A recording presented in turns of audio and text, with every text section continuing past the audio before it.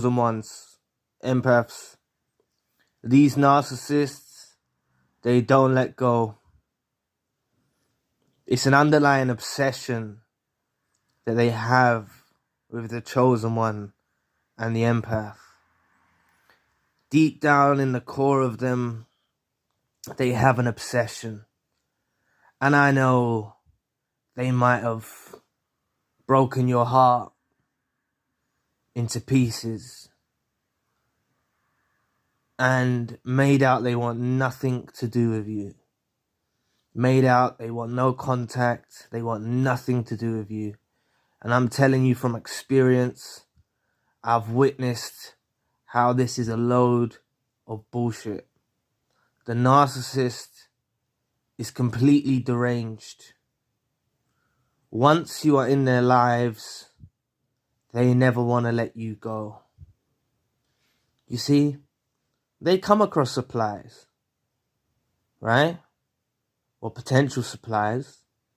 People that might use them for sex or use them for monetary gains or use them for some other reason and doesn't actually want to settle down with them. How prevalent is that in today's society, where people don't genuinely hook up with someone else? They just literally want to hook up for the night, maybe a couple nights, and then they want nothing to do with you. You see, the narcissists run into people like this. And this is what makes you different. You love this person wholeheartedly. The thing is, right, they destroy what they love. And when they know it's out of their grasp to have you back in their lives, I'm telling you, when the narcissist fully knows it's out of any of their capabilities to have you back in their life, you become their plot for destruction. They'll do crazy sorts of things. They might contact your family, or contact your friends, or contact your new partner. They'll do crazy things to just keep that affiliation with yourself. You see, they've never truly let go. And they've held on to this. They've kept it a secret. Some of their closest confidants, their flying monkeys, might know about you, about the way the narcissist really feels about you. But they don't let everyone know that. They look at that as a weakness. And I'm just saying, for courtesy of the video, they may have informed flying monkeys. Or maybe they care too much about their image to actually be truthful and honest to a flying monkey. Maybe they're the leader of their pack, or they want to be the leader of their pack, of their flying monkey pack. And they don't want to put that, they don't want to make themselves in a weaker, vulnerable position. But maybe, you know, a couple of glasses of wine and them chilling out and talking, they might actually tell them the real truth. Just for example, I'm saying. But so many of us fall into the trap that's set by the narcissist into believing the finality of it all, right? The finality of it all. The I want nothing to do with you, you mean nothing to me, my new supply is better than you. That old card. Please press the like and the subscribe button. Help your brother out. It'll take 2 seconds of your time. All of that's total rubbish, you know? They're doing better than you now. They want nothing to do with you. They just push you away to see how far you come back. To see how committed you are. You see, through these days when we loved them and when we gave them our hearts, and we was true and honest and loyal and kind and loving. And I'm not saying we're perfect now. No one's perfect, right? But we done our best by them during the age that we was at, or whatever our capabilities were at the time. We done our best by them. But you see, they never truly believed that they could actually manifest what you presented as a person in their life. So they always wanted to pick holes in you and pick you apart and try work you out, try and suss you out. Because how many times have they been taken for a ride in the past where someone just wanted to use them for one night, right? How many times have they gone through this experience when they're trying to court a new supply, when they're trying to tame a new supply? How many times does it fail? How many people don't want to be with them? This is not something that's commonly talked about. They're not God's gift, right? You know what I mean? They're not God's gift in the world. If anything, we're God's gift. If anything, I'm not calling myself God's gift, but I'm just saying, if we're talking about God's gift here, then it's more likely to be one of us than it is them. So what I'm saying is, it's not like they can have anyone they want. And they didn't believe that you actually truly wanted them. And this is sometimes why they treat you mean, they turn cold on you, they discard you, reverse discard you. This is the reason why they do this. These are all temperament checkers. You know, I call the Hoovers temperament checkers, but these are temperament checkers as well. They're trying to work you out to see if you're actually into them. And this is often why they push you away. There's countless things on the internet. Push someone away, it makes them in love with you. There's all of these stuff online. I'm not saying I've watched it, but I've seen thumbnails and stuff, right? There's people online that say, give me X amount of money and I can get your ex back. Crazy things like that, right? There's some toxic stuff on YouTube. As much as there is good stuff on YouTube, there is some toxic stuff. And this is what I'm saying. A lot of people that have been involved with a narcissist might be resorting to those kinds of actions. And this is why you need to count yourself fortunate that you've awoken. Because some of these people might be just thinking, how do I get my ex back? How do I do this? How do I do that? You know what I mean? But we've awoken to what we was dealing with. We've awoken to the demonic nature of the narcissist. We've awoken to the disgusting, despicable being that they are. And this is our closure. But their obsession doesn't die.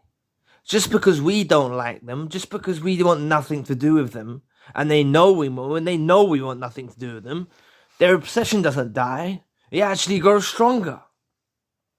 You see, they're never satisfied. And even if they did come back to us, they wouldn't be satisfied, you know. And certainly, people, please do not let a narcissist back after they've been with other people and stuff like that. I'm just saying, for a word of advice, it's very dangerous to let a narcissist back that's been involved with other people. They've got soul ties. They could have had diseases. There's countless reasons why you don't want to let a narcissist back in your life after they've been with someone else. And to be honest, you don't even want to let a narcissist back in your life, even if they haven't been with anyone else, because you don't know the truth, right? These narcissists that maybe sleep around with someone just on a night, just a one night stand thing, they don't even add that to their tally of people they've been with. That just gets lost, you know. That's just into nothingness. That doesn't count, you know. That won't even count. They might only tell you about the people they've been in relationships with, for example. I'm just saying. But this narcissist doesn't let go. They don't let go for their entire lives. Like, they just don't. And when they get older with age, they get more deranged, and oh God, they are the most disgusting creature on earth, man. You know, when I think back to times, I've had flashes in my head sometimes. Right, I made a video about this a while back. I must have been walking and I had a flash of intimacy. For some reason, it just come into my head, right? Probably a demon or something. Just something trying to knock me off path. Negative energy, whatever you want to call it. And it made me feel sick to my stomach that I actually used to engage with this person in this type of behavior. You know, because I truly know what they are now, it made me feel sick, right? Made me repulsed. But these lot aren't repulsed by you, and they may have made out they were repulsed by you. They may have made out that their new supply is better than you. They may have made out that they want nothing to do with you. They could have told you the whole 9 yards about why you're nothing because of their devaluation. And I'm telling you, they're just secretly obsessed. They're secretly obsessed. And I mentioned this before in my videos as well, and some of you from the 90s would have watched this cartoon, Hey Arnold, and Helga in it. I remember one episode, Helga is always horrible to Arnold in this cartoon. If you haven't watched it, Helga's always horrible to Arnold. She calls him football head. It's an American cartoon, and she cusses him all the time and gets on to him all the time. But secretly in her house, she has a shrine of Arnold, right? And she's secretly in love with Arnold. And this is exactly like, it's just a lesson. Like when we was watching that as kids, you know, we don't really extract the true meaning of it, but that meaning is there in adult life. These people operate like this. They are secretly obsessed with the chosen one and the empath. And they never let go. They never get over it. It's not a joke. They don't get over it. You could have been years apart. And that's why some of you, sometimes, you know, I get comments, and I've mentioned this in my video earlier. I get the comments that say, the narcissist is with the new supply. They're okay now. They're happy. They look happy to me. And it's like, if you know the narcissist tendencies, you know how they operate. They masquerade with artificial light. They act like they're happy. They act like they've got everything put together and they've got it all worked out. They're miserable. They're miserable. You know, they couldn't appreciate what you had to offer when you offered it to them. So what makes you think they're going to even appreciate what the new supply offers? And like I always say, it's rare for them to find another empath. It's very unlikely, and probably they'll only meet one in their lifetime. And I'm telling you that just for the benefit of the doubt of the video, not the benefit of the doubt, just for the benefit of the video, let's just say they were with another empath, right? For people that put that in the comment section, what about if they meet another empath? If they meet another empath, just like when they met you, they were still preoccupied with thinking, because they don't go through the healing process when they go from partner to partner. They were still preoccupied with thinking about their ex when they got with you. That's the facts, and I'm not trying to trigger you here, but they was. They used the power of suggestion around you, made you act in a certain way. They made you have behavioral traits of the ex. The energy of between each other, if you're intimate, will make you take on each other's traits, etc. But this is my proof of why they don't truly appreciate what they have. Because they've gone through the whole cycle with you, and at the beginning they was thinking about their ex, and yes, they were wooed and they were surprised by the empath that you are. A lot of us were asleep when we got with them. A lot of us didn't know we were empaths. So they were seeing certain qualities in us that we didn't even realize were valuable in this world. Some of us, we've been with them since we was young, you know. We didn't realize the value that we was truly bringing into the relationship. So what I'm trying to say to you is, if they was with another empath, they're not going to appreciate that empath. They're going to be preoccupied with you. They're going to be preoccupied with thinking about you. And they're not going to truly appreciate what they have in front of them. Plus, they become accustomed to our ways. You see, we catered a tailor-made supply for the narcissist that is irreplaceable. A tailor-made supply that was just made for them. Because you got to be honest now. Giving that much of yourself to another individual, right? And I know that us as empaths and chosen ones, we love hard. When you give so much of yourself to an individual and you're met with smear campaigns, devaluation, abuse, manipulation, it really takes it out of you, you know?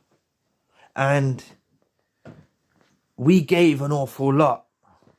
We gave an awful lot. And this is a tailor-made supply that they received that is so unique. It is unique. They will not find it anywhere else. And this is part of the reason why they can't let go. And they stay troubled with you in mind. But the biggest crushing blow for the narcissist, as I mentioned earlier on in the video, is when they know there's no way back. You see, please, people, I don't want you to be part of the people that go back to the narcissist. Or even if you have gone back, I'm not judging it. I know how it is, but at least make it final. At least you have the final discard. At least you have the final cutoff. Because whenever, it doesn't matter if you go with if you go with a narcissist, break up, go back with a narcissist, you're on and off, or something like that. Just for example, right? It doesn't matter, because the narcissist is, even in these times when you thought it was over and you got back together, and the narcissist never let you go throughout the whole processes. Even if they made out they let you go, they never let you go. So it doesn't matter the amount of times that you've broken up and got back with them.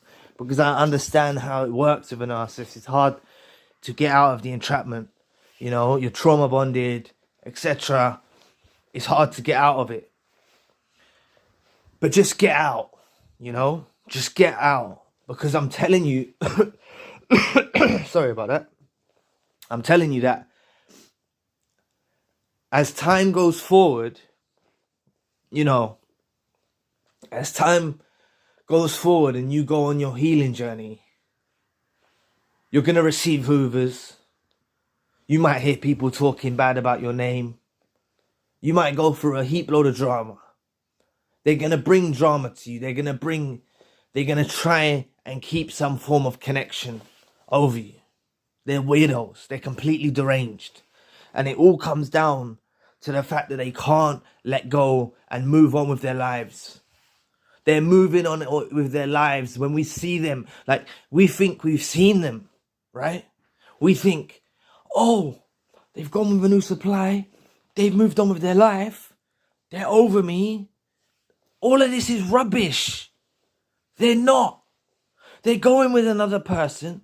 They're displaying it on their social media to hurt you. And then there's us when we're at the beginning of the journey, when we see that and it hurts our soul and hurts our spirit, and we think, oh no, you know, they're doing this to hurt you, right? And something I should touch on, I believe, is they may have actually noticed during the relationship when you was with them, when things were okay, let's say, right? They may have noticed that you actually spiritually and emotionally and physically checked out of that relationship, even though your presence was still there. They may have noticed that you actually checked out. And maybe you didn't even realize yourself that you checked out. And maybe if you look back in retrospect, maybe with the narcissist being around numerous people, having numerous suppliers before us, they may have grown wise to seeing and understanding when someone's checked out of a relationship. And that's what I believe as well. They notice something in you. And this is why they conjured this plan to push you away, to make you come back stronger, abandon you, give you silent treatment, discard you. They plan this to hurt you, to bring you back. But this is a deranged, unstable, weird person doing this. And it's an unstable, weird, deranged kind of behavior and thinking. It's very weird. So, you know, it doesn't take a genius to work out that, hold on a minute, you push someone away, you push an empath away. You know, we might tolerate abuse for a set time, but they let it run its course. They let it go overdue. You know, by the time these lot are starting to hoover us, by the time these lot are starting to want us back in their lives, by the time these lot are starting to reach out to us or do whatever, is a time that we're so healed in our journey and we don't want them back. And when an empath door slams, bolts and welds it shut, it's game over. As that commenter said, door slam, bolt and weld it shut. Shout out to that subscriber if you're still watching. But this is crucial. This is crucial. Like, and it happens. It's crucial for you to do it if you're not there yet. But it's going to happen naturally. And maybe this video might help you in moving towards that way. But eventually it's going to come a time. If you're still waiting on the shelf for them, waiting for them to come pick you back, eventually it's going to click to you. I deserve better. I deserve more. I want more. And I know I deserve more. You know, you're going to get to that point and you're going to realize, hold on a minute, and you're going to snap out of it. It will happen. But these lot don't snap out of this. These lot don't snap out of this. These lot stay not letting you go for a long time. A long time. These narcissists I've dealt with, they don't let go. And I've read the comments and I've heard from fellow survivors, you know, these lot don't let go. I've heard countless stories. I've heard experiences from many different people, and it's the same theme that runs through it with the narcissist. We're all at different stages in our journey. We're all at different stages, but that's why we're all here. We can all help each other. That's why the comment section's good. It allows you lot to speak with one another, read each other's thoughts and experiences, and just know you're not alone with this. You're not alone. You're not alone with what's going on. You're not alone. And just realize that if you're not out yet, please get out, right? Because I'm telling you, you've got to go through the process. This narcissist is not going to let you go, right? And you got to try your utmost to cut all ties, all forms of communication, and sever that cord immediately. You know, you got to sever that tie. And even after you're gone from them, there's ties to sever. There's soul ties to sever. You know, you need to really, this is what the healing journey gives you. You go through a complete, like a detox almost, you know, you go through a complete transformation. It's a beautiful thing. The healing journey is a real beautiful thing. And all of us are at different stages on this healing journey. You know, some of us have found new love, and that's great, as long as those people are genuine. Some of us haven't found someone yet. Some of us aren't looking. It doesn't matter. We're collectively a group of empaths and chosen ones on a healing journey. And these lot aren't healing. These lot are healing through people. They're just soaking up energy and sleeping around and doing all this type of nasty behavior, right? That's what they're doing. They never let go of you. You made a huge impact in the life of the narcissist, and it's just something they can't let go. So anyway, thank you for watching today. Please press the like and the subscribe button. If you'd like to donate to the channel, you can find the link in the description box. And if you'd like a one-to-one session with myself, you can also find a link in the description box. Currently, I've got a secondary channel, spiritual channel. So anyway, I'll be back with another video soon. Peace.